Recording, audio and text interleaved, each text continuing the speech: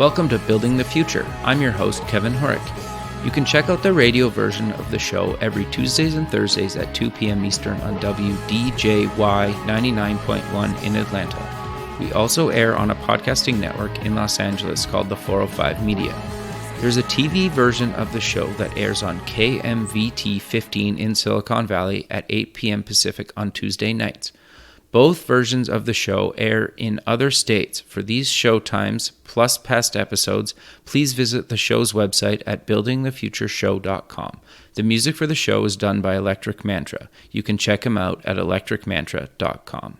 Join me at the 10th Annual Media Excellence Awards on January 18th in Beverly Hills, California. The attendees and I will be celebrating innovation and leadership in technology and entertainment. There are 20 award categories with 1,000 nominees.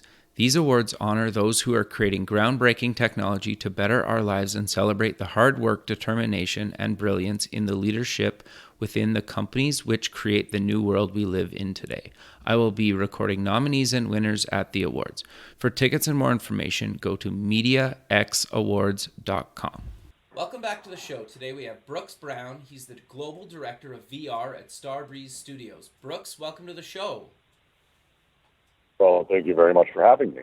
Yeah, I'm excited to have you on the show. I think what you're currently doing is a personal kind of thing that I'm passionate about, the kind of VR space, and you've done a ton of work in it. You're doing a bunch of innovative stuff, but maybe before we kind of get into your kind of day-to-day global director VR role, let's start off with getting to know you a little bit better and start off with where you grew up. Yeah, a little bit of time travel, I guess. Sure. Yeah, so I'm originally from Colorado, just Okay. south of Denver, Austin, famous for the Columbine High School shooting, which actually I was at. My friends were the killers. It was a whole awful experience in my life. Wow. And one of the things that kind of came away from me with that, aside from kind of years of therapy and problems around that whole thing, Sure. over time I started to realize that what happened to me, this crazy event, changed the way I viewed the world. It's a wonderful concept, and I spent a great deal of time trying to understand how that works and how to bring that to other people. And I was very fortunate. Shortly after that, I got a chance to work with Michael Moore on Bowling for Columbine. Oh, very cool. Which was really fun, and I love the world of documentary making. And then I started working with some bands, and I wrote a book. But it was, my drive has always been to try to get people to feel empathy for people inside of different situations. Okay. And the difficulty with that, with a lot of traditional media, and a lot of the way media has been done, is when someone watches a movie, they've paid for a ticket, and they kind of know what they're going to get. And what ends up happening is I'm watching this film, and I'm already predisposed to whatever message it may have. You don't see a lot of Trump voters going to Michael Moore films, I guess would be the way to put it. Sure, fair enough, yeah. So it's just the way things kind of work. And so I started trying to get into entertainment to try to figure out how to really give true emotional experiences to people. What can we actually, influence inside of a person's life? And video games for me always kind of became a natural fit. The concept of how we interact with things and how we play and how we explore worlds and how we do it through an avatar always was just intriguing to me. Ultima Online was my first kind of mind-blowing experience in that, where I truly role-played a character, and I was an awful player killer, just the guy on the server everyone hated, me and my group. That's fine. We were terrible. But, that idea, and then, playing World of Warcraft, playing Sure. Counter-Strike, playing Dota, all these games, and seeing myself represented through this, I found very, very powerful. And so I started trying to get into games, did some games reviews. A guy named John Davison gave me my first sort of gig in the games industry, gave me my first break doing game reviews for Barbie video games. Interesting. As it happens, you kind of, as it happens, you have to eat shit. Is kind of how every entertainment industry works. Sure. John was always good to me. And then I ended up getting a gig at Lucasfilm, writing for StarWars.com, and then I started doing web development. Wow. And that was my first kind of taste of being able to actually make games. My first big foray into that was Lego Star Wars 3. We got a chance to make a sort of Flash-based MMO, Sure. which was a really an amazing it was an amazing experience to be able to play around with how people see each other online without communicating. How do we let them have communication and kind of playing inside of that space, especially with kids, because kids are so incredibly inventive and they're easily to dive in, and they just voraciously love to play. And that did well. I won a Webby and a whole bunch of awards for it, and that kind of earned my stripes, as they say, to kind of move on, and had a couple other games that never saw the light of day, as tended to happen at Lucas back in the day. And then I was snapped up by Kathy Franklin and John Landau and James Cameron to work on Avatar for 4.5 years, and kind of build the digital footprint for the next few films. And it was an extraordinary experience. I mean, it has to be. I kind of goes without saying. The moment you say you work with people like that, I don't have to say that, but it bears repeating. One of the things that they have, and the way that Jim and John and Kathy understand how people deal with worlds and how people deal with movies, is it's not a movie, and it's a world. The movie is a window into a world. What you're actually building is the world around it, and you're giving people a chance to see this one tiny aspect of it. And that was always an interesting flip for me, because, you know, with Star Wars, it's very much the opposite. You build a story, you build characters, you build games, and that is the world that people are playing into. And it's a very different philosophy.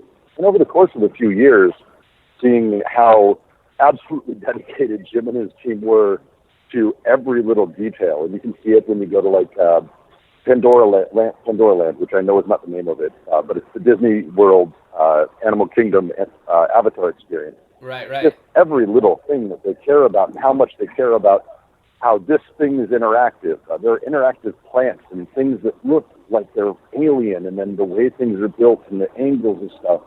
The care that goes into every detail is what gives you a chance to transport yourself.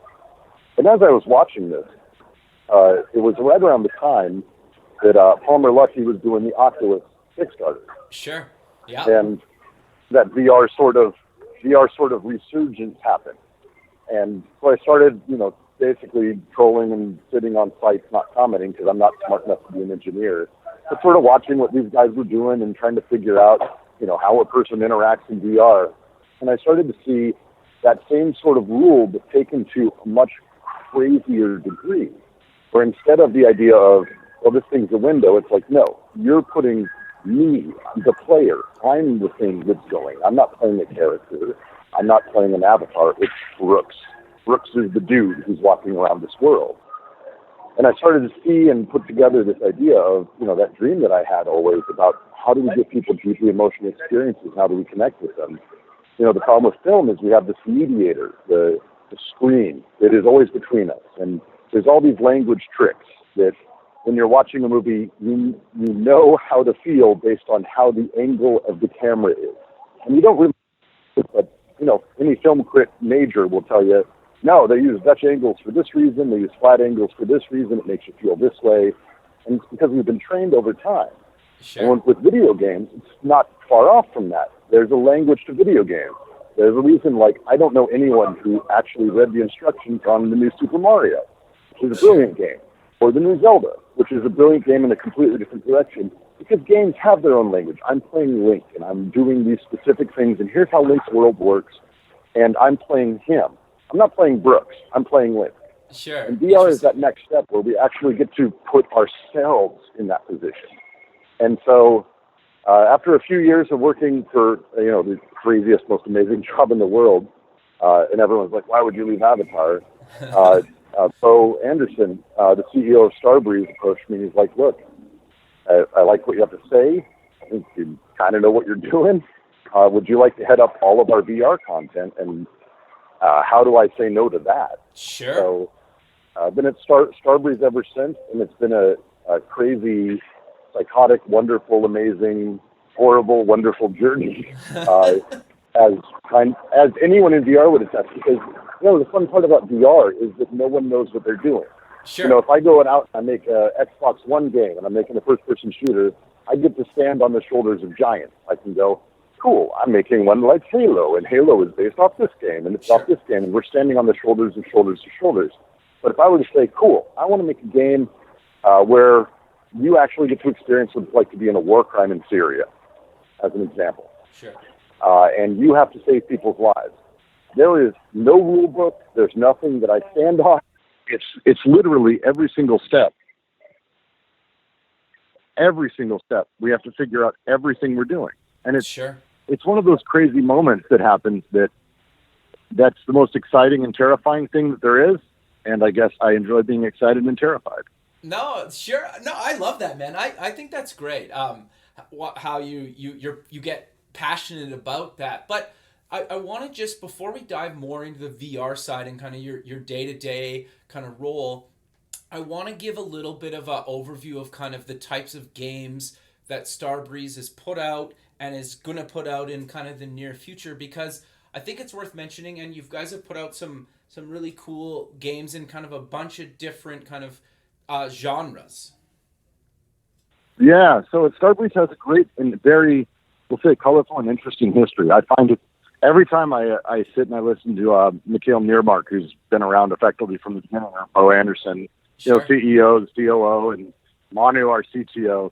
They have these war stories, and I love hearing them because it's such an odd journey. Really, Starbreeze made its stripes in the licensing world.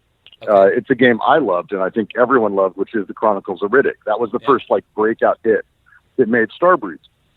And they made a lot of licensed games. They did very well for it, but it was a work-for-hire studio. It's really tough as a work-for-hire studio to sort of keep the lights on, and it's not a super fun thing.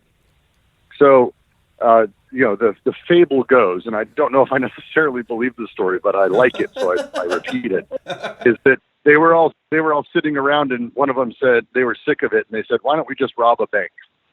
And that's the genesis of Payday. Interesting. And so they created this original concept of, what if these four guys just robbed a bank? No story, no bullshit, no other stuff, just the fun of robbing a bank. What is heat? Let's put people in heat, which is a great movie. Sure.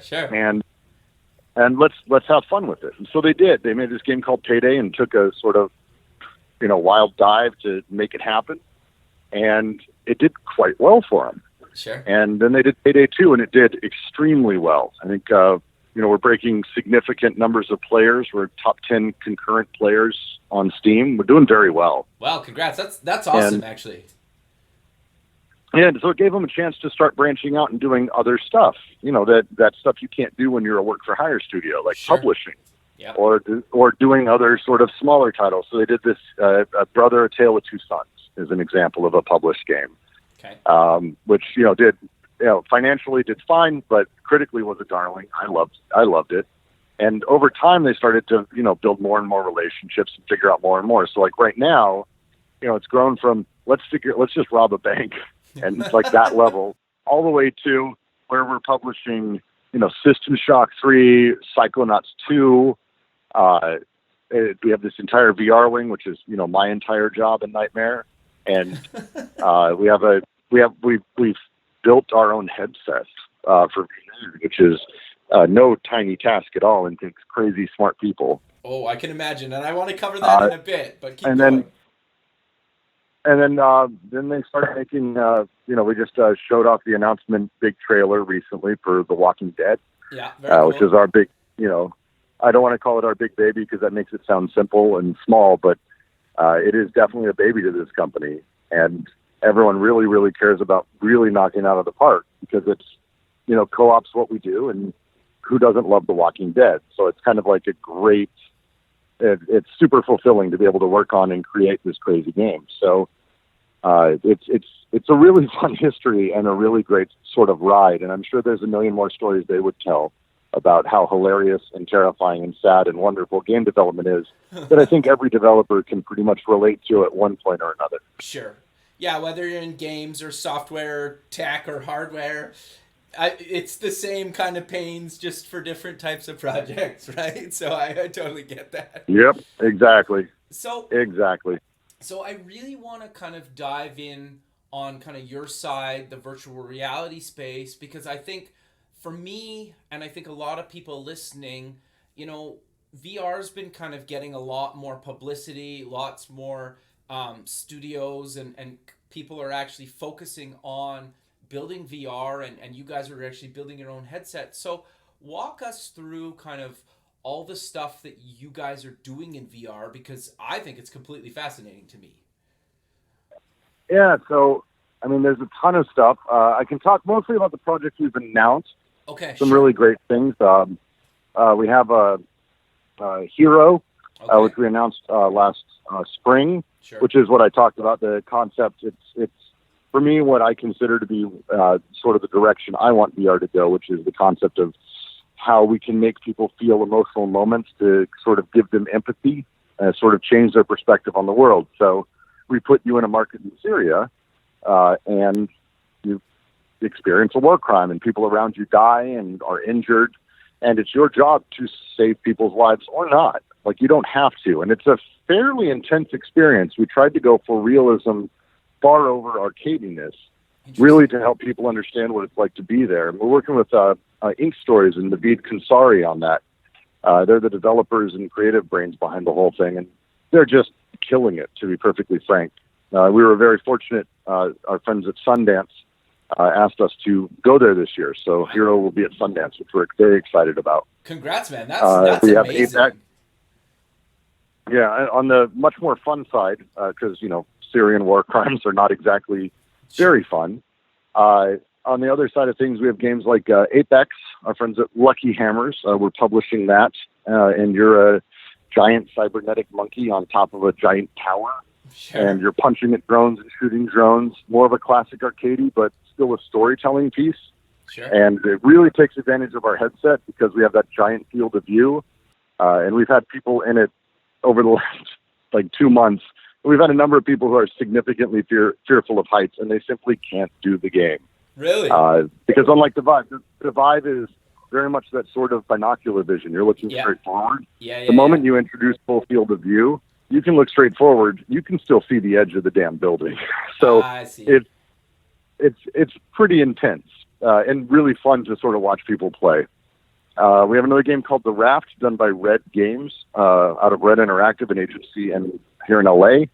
Wonderful group. The Raft is our first real foray into the concept of sort of cooperative 4-player gaming. Rather than putting people against each other, the idea comes from and is inspired from games like Guns of Icarus, which is one of my favorite cooperative games I ever played. And in The Raft, it's very similar. In The Raft, you're one of 4 rednecks traveling down the Mississippi River in a sort of ramshackle, hastily built raft. And these creatures that are made of the digital world are slowly taking over your land. And you're trying to kill them, and they're trying to kill you. And so, of course, a couple of people have guns. One person's driving. As the boat catches fire, one person needs to grab a fire extinguisher and put it out. Another person needs to be grabbing the turrets to take on some of the bigger enemies. There's just enough stuff that no one is able to do only one thing the whole time. Oh, interesting.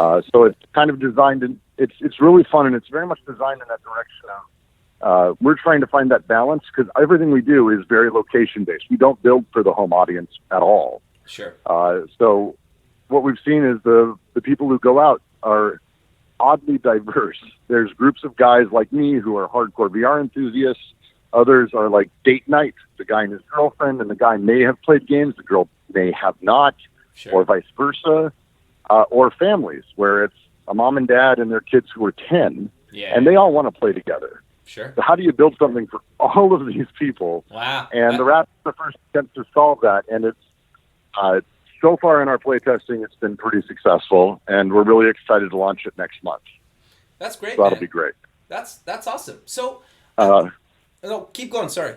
And I'm not done. Sorry, we're doing too many things. It's good. It's good. We've also got a great format called Presence, which is our volumetric sort of light field-esque, but not light field, cinematic format. It's 100% pre-rendered, but it's film quality CG that you can walk around, and it's really trippy the first time you do it.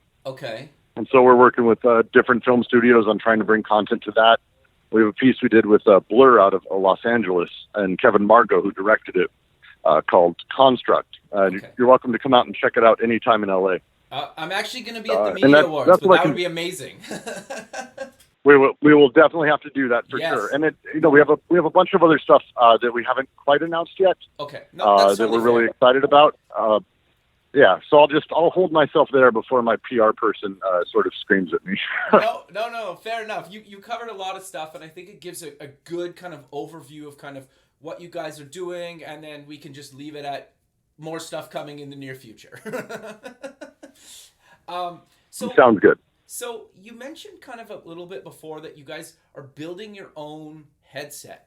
What exactly are you guys kind of doing with that, and why did you decide to build one? Because I've played with kind of the Oculus and the Vive, and even the ones where you just the cheap ones that you stick your phone in and you know your Android or iPhone and you move around in Google's Cardboard or whatever. But so walk me through kind of that whole kind of evolution and why you guys decided to do that.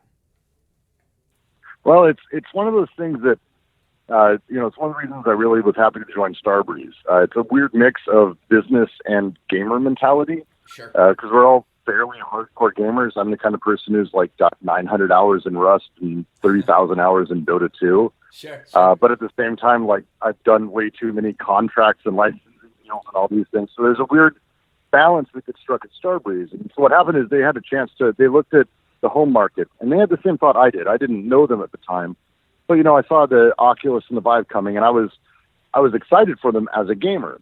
Sure. But my business brain was like, there's no way that takes off. It's excessively complicated. You have to build a significantly powerful computer to run it, and you need an entire room dedicated to it to actually get that experience that is really promised. Yeah. And the pain in the ass is it's a very American-centric way of looking at it. Most people in the world don't have a room to dedicate. I'm fortunate that my wife has, even after the birth of our new son, I got to keep my, I call it my office. Sure. But it's my game room. Sure. Well, they're one of the and she knows that. That's fine.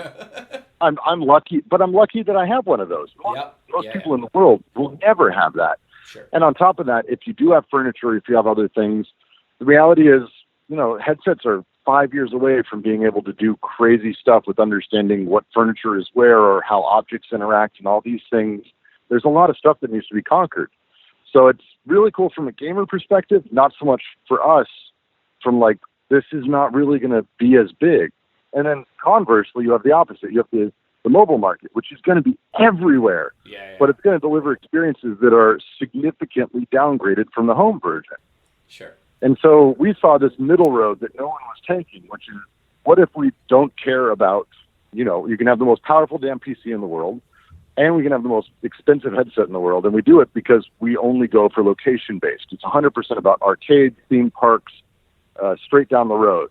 Interesting. So it doesn't matter what our headset costs because we don't have to worry about what it costs on the shelf at Best Buy. We don't have to care about how good or literate you are with computers because you don't have to set it up. You come in, you give me $10, and you play a game. Interesting. And that kind of concept ballooned into finding these guys called Infinity out of Paris. Okay. And they were developing a 5K headset that had the 210-degree field of view.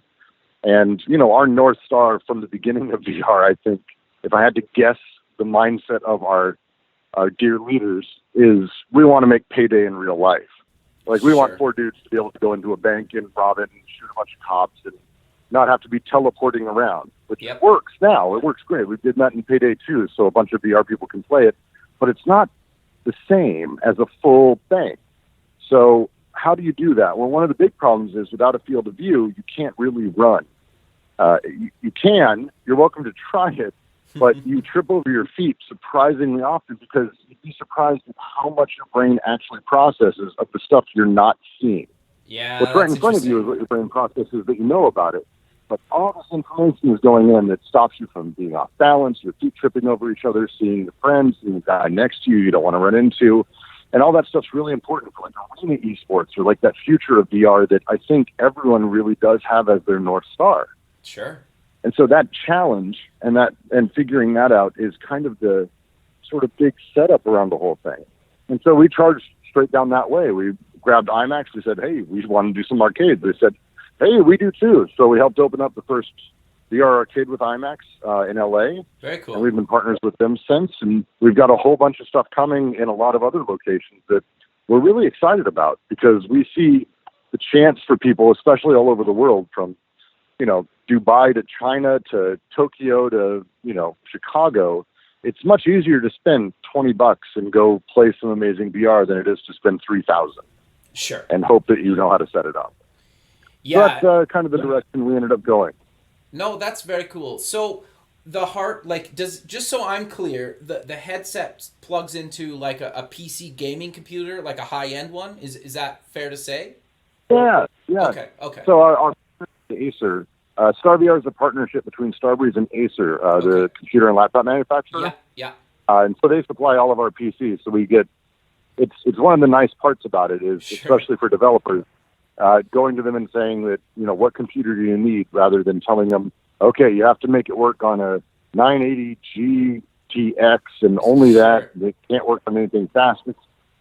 Instead it's cool. How many 1080 Ti's do you want in SLI? What do you want to run?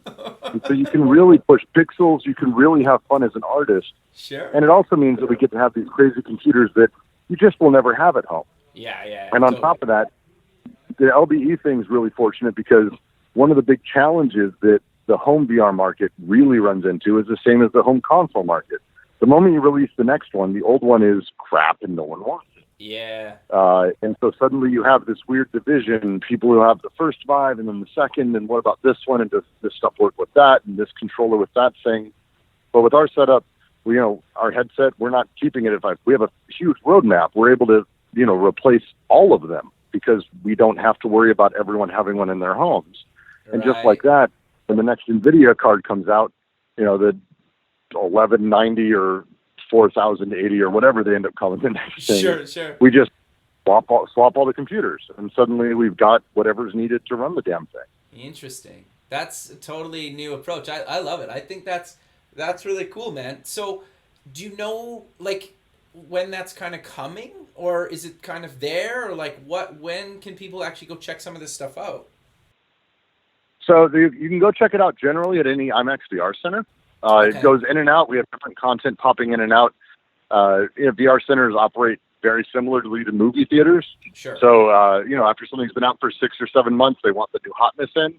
Sure. And we're replacing our hotness pretty regularly. So generally speaking, StarVR is around there. Okay. You can also, if you're part of the development community, don't hesitate to hit me up on LinkedIn. Happy to do demos generally anytime. Very cool. But otherwise, we're working with movie theaters, mall chains, theme parks, all kinds of things all over the world. And really, I think 2018 is going to be our big year. It's been a lot of, people haven't heard much about us, and it's been very much on purpose because we've been needing to sit back. Sure. It's one of the bonuses of working for a Swedish company rather than an American one, which I'm very used to. American companies are always about, get it up there, all the PR you can, hype it up for 17 years before you release anything. But you do a lot of hype. But the Swedish company and mentality around the whole thing instead is, no, we need to see what we need to do, figure it out. And we've spent a great deal of time in R&D, tons of time in mechanical R&D for the headset, controller R&D, learning how to build things like, footballs, like literal footballs that you throw. Interesting. As an example, rather than a Vive controller, which we intend to have a similar thing to that. But, there's something like in John Wick, we actually have you holding a real MP5. It's real in every way except the ways that matter.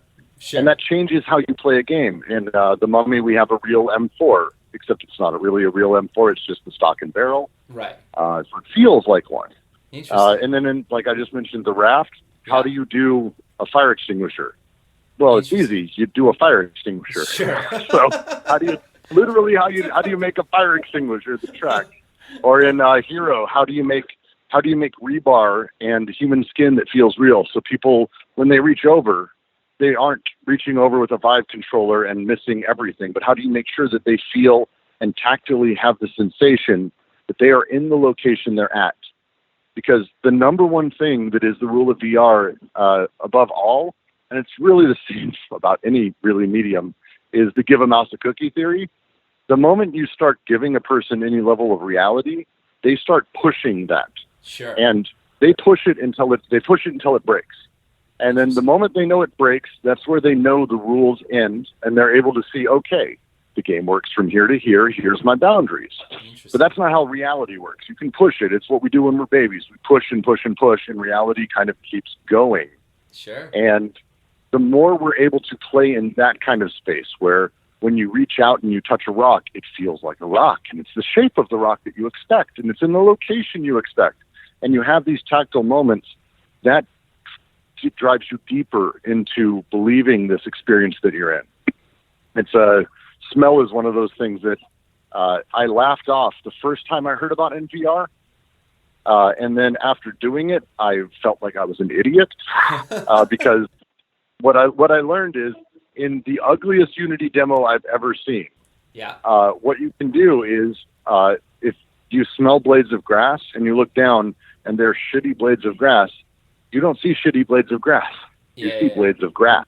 Sure. It's a very small difference, but the smell of a thing makes you believe you're there. And suddenly this horrible dragon flies overhead, but it doesn't matter because you smell the charcoal and the fire on its breath. Right. And it's there. Like, it's there. And then the more you allow a person to experience reality, the more they believe it. And that's one of the really fascinating things about VR, because as people start becoming more immersed in something like the raft, but especially something like Hero, where we're able to tell these dramatic moments, the more that you're able to actually affect them as if it was real. Sure. No, I that's actually interesting. The smell thing is, how do you even like build that though? Like, are you guys building that part as well, or are you just focusing on? You wouldn't even. Yeah, no, we totally have all of these things built. That's per experience. You know, the raft doesn't have any smells because that's not really what's required for it. The Hero definitely does. Gotcha. And the thing I've learned that I didn't know is you can actually order a smell online called charred corpse. Okay, interesting. Yeah, so these, like, all of these things are, it's one of the reasons I'm really encouraged by VR where it's at now versus, I like whenever I do talks, I always bring up the fact that everyone pretends VR is a new technology, but it's not. It's older than I am, sure. And the promise is older than I am. And it's a promise that's been bullshit every single time. And where we're at now is all of these technologies are actually starting to exist, from really, really complicated smell machines that are really tiny and we're able to have inside of really, really crazy spaces, all the way to sensor technology, motion capture technology, rendering technology, thanks to Unreal and Unity's work. Things are as beautiful as they can possibly be. We're way far ahead. We're in a really good spot to do some really powerful things. No, I love that. I think that's completely fascinating to me. But I'm curious then, for people that are looking to get into kind of VR and maybe like almost have your job one day, like, because in a lot of cases, I think people would think that what you're doing is kind of their dream job, especially if they're, about to kind of maybe go to school or start in the industry. What advice do you kind of give people that are kind of up and coming, and what should they kind of learn and focus on and get passionate about? It's the easiest thing in the world. We're very fortunate that anyone who wants to get in the industry now, we have this amazing thing called the internet. And while we had the internet when I was trying to get in, we didn't have the internet like we have today. Right now, if you want to say to yourself, I have an idea for a VR game, you can go learn how to make it, and you can learn it in Unreal for free or Unity for free. It costs you nothing except for even having a kind of cheap, crappy computer is possible. Sure. And you can actually dive in and you can learn how to do this. And it's the kind of thing that if you dedicate yourself to time, in 6 months, you will have a portfolio by nature of just diving into it that most VR places will hire you. Interesting. It's fascinating. The reality is there's a ton of people looking for work in VR, and a ton of developers wanting to do VR. But we always ask the same question. It's the same question in both cases. People give us pitches. People want to work for us. The question is always, why VR? For experiences, I've got like 1,000 pitches since I started at Starbreeze. Everyone's like, oh, finance my game. Here's my game. Here's the idea. And so we always make them answer, why VR as part of the pitch. Okay. And the big problem you run into is a lot of people don't have a good reason. A lot of their experiences would be just as good or actually better as console games or movies. Interesting. Because they're not really paying attention to the medium. It's the medium that matters.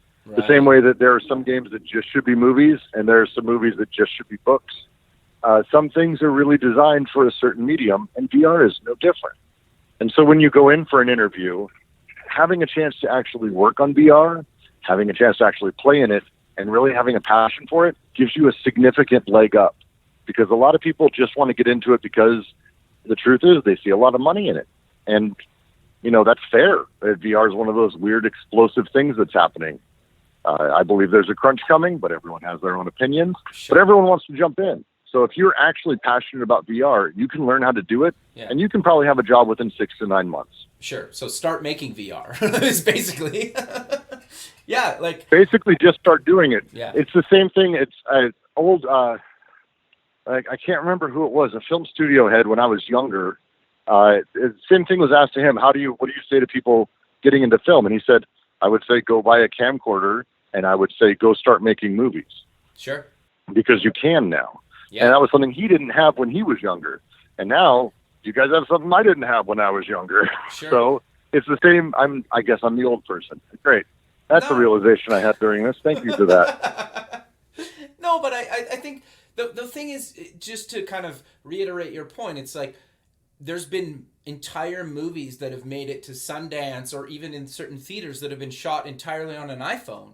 And it's like, most people nowadays can get a computer that's, you know, a few $100s or maybe $1,000 or something like that, and maybe even a cheap VR headset and you download free open source kind of software or like free version of these software and actually start building this stuff, right? And you're right. Yes, and there is a million YouTube tutorials. Sure. If you want to know how to make VR, Google, I want to make VR in Unreal, and there are 40 different full tutorials, like hundreds of hours of video that you can watch to learn how to do all of these different little things. And if it isn't there and you get something that's complicated, first off, congratulations, you're an actual developer. Sure. Second off, there are places online you can go ask, Facebook groups, Google groups, forums, all kinds of stuff, where you can go, hey, I don't know how to do X. And you'll have 50 people giving you an answer on how to do that thing. It's utterly astounding. You know, when I owe Unreal. I have to just give that caveat because I mentioned it a lot. I owe Unreal, and so does my little brother, our gaming careers. Because both of us wanted to get in games very, very badly, and neither of us were in it. And so we spent like 10 months. We bought every book in Unreal because they weren't on the internet. Sure. And we sat and we did it. And my brother will say, and I'll say the same thing, the demos we made out of that and the experience of that made us the developers we are today, because you just do it. Sure. And you're going to suck, and it's awful. The first few months are just like the worst feeling in the world because you feel so stupid. And if you don't feel stupid, congratulations, you're way smarter than me. But the reality is you're going to feel dumb, but you push through it. You're on the same playing level as most of us. In the next year, we're still in that phase that we're in now where there's no rules. There's no standard of doing things. It's tougher if you want to get in and make a Gears of War for Xbox One because there's a million rules, gigantic development teams, all of that. But right now, the best VR, hands down, is being made by small teams. It's 7 to 15 minutes, and they're powerful experiences. You can do that. Interesting. Yeah, no, I think that's great, man, and that's inspiring. And I love people like that, like yourself, that openly talk about this stuff and basically say, like, the first few months of this stuff is going to be terrible. And to be fair, and you don't have to, but like even probably some of your day to day now is terrible. Like you don't have the best days every day. We have right? games. We have games you're never going to hear about. Sure. Sure. The reality is no one knows what works in VR right now. And if no one's trying, we're not going to advance. Everything is going to be a freaking arena shooter for the rest of our lives. Sure. And so, if you sit on the right forums and you download, there's a million games on Steam that are VR, a million. Yeah. And most of them are absolutely awful. But in every single one of them, there's something interesting someone's trying, and you can tell. Yeah. Most of them. I shouldn't say all of them because some of them are absolute garbage. But there's a lot of people trying, and they're like, here's this thing. The game kind of sucks, but I figured out how to do, a weird locomotion. I played a game where you're on the back of a turtle, and the controller, you're holding a stick with a carrot on the end of it, and the turtle follows it. And he was trying to invent a new way of locomotion in VR. Interesting. I don't think it worked. I don't think it worked, but I damn well bought the game because that's the kind of stuff we need to support. Because who knows? Maybe someone like that's going to crack it. I always go back and I talk about The Great Train Robbery. Fantastic movie. Yeah. And really the beginning of film. So movies, when they first started, were about 10 minutes long. They were a single flat shot. It was very similar to going and watching a play because it would just take place on the stage in front of you. And then this movie called The Great Train Robbery did this really weird thing called a dolly move. It's where they put a camera on a thing that moved during the shot. And then there's a second thing called an edit, where they actually splice two incongruent pieces of film together to jump you from one scene to another. I know, it sounds crazy, but bear with me. Sure. What ended up happening is everyone at the time, and you can go back and you can read reviews, people were furious. Oh, audiences are going to be disoriented. It's awful. And it's like all this, but like that, those two things are things children do right now in iMovie on Macs. They're part of our normal everyday language, and they helped invent what film is. So in the next couple of years, we're going to have someone figure out what our dolly move is or what our edit is. And they're neither of those things, but there's something that is going to crack what makes VR an actual entertainment experience and storytelling experience. And it's going to be some dude. Really, it's going to be some dude on his computer, and it's probably going to be some terrible game on Steam that hopefully I'll be fortunate enough to play and figure out that he was onto something. No, I love that, man. And that's actually a really good reference, right? Because nothing moves forward without people trying things and kind of failing, right? And even if you just like, oh, I'll never do that again, or I definitely need to do that again, and you put enough of the, oh, I should do that again together, and you get something great, right? And I think that's really 100%. Cool. So we're kind of coming to the end of the show, and I really want to talk about kind of the Media X Awards. You guys are a sponsor of it, and why did you kind of decide to get kind of involved with Sarah and the Media Excellence Awards? Well, it's one of those things that there are VR awards and then there are Media Excellence Awards, and Sure. I don't want to specifically use that name, but there are Media Awards and there are VR awards. Okay. One of the things I find troubling in general is that VR has very much sectioned itself off from a lot of media. Okay. And, you know, a lot of the traditional media people are starting to really get an interest in VR. The people, random happenstance encounters I've had in LA because it's Hollywood. Sure. And just suddenly talking to random celebrity X about VR or meeting with, Hollywood executive person X about VR. They're starting to understand that the way that you need to make movies is the way that James Cameron always talked about, which is Sure. you're building a world. Yeah. And the more we can encourage that VR is not this other thing, it is not a gaming platform. I cannot tell you how much I just shudder every time I hear that. It is not a gaming platform. It is a platform to enable people to have recontextualization of their life experiences inside of a virtual world. And that power is something that we're going to start cracking. And we need to be part of the film and TV and games industry, but we're all three of those. Interesting. So we need to make sure that we stay with those things rather than branching off just because we want to pat ourselves on the back with another award. I'm not a big fan of award shows in general, but it's the kind of thing that if we're able to, start showing people, hey, you can do storytelling in VR. It doesn't have to just be shooty, gamey things. Sure. Or it doesn't have to be crazy, weird, artistic stuff either. There's a middle ground. We can do some interesting stuff. And we think it's why we, Apex was chosen as a nominee this year. We were really happy to see that. That's one of the reasons we went, all right, let's give this a shot. Because, Apex, we've done we call it Pixar or DreamWorks-like storytelling. Yeah. It's still got some gaming elements, some storytelling elements. And we think it's a powerful, fun experience, especially for people who like that sort of genre of things. So, you never know, but it's definitely an encouraging sign to see. No, that's great, man. I love that. And I 100% agree with you. I think it's very much a part of that industry. And I also think I'm really curious to see about, when it makes itself kind of running in the browser. I know we're probably a number of years out from that, but just kind of how you interact with even just like the web, if that's a thing ever, like just kind of where it's going is the whole thing's kind of fascinating to me, right? And maybe at some point like VR and AI kind of come in together. I don't know, but it could be really cool, right? No, it's literally that. VR is this super unique medium in the sense that you allow a user to do anything inside of a virtual world, and that can have any meaning that there is. And so I'm really against the idea of pulling VR into games or only into movies or only into this. VR enables me to experience the world in a very unique way. And so we need people who know how to make movies. We need people who know how to build worlds. We need people who know how to write books and comic books and artists and all these things, because it's going to take everyone to figure out how to turn this medium into something that's truly palatable to the average person when we get out there. And we're not far away from that.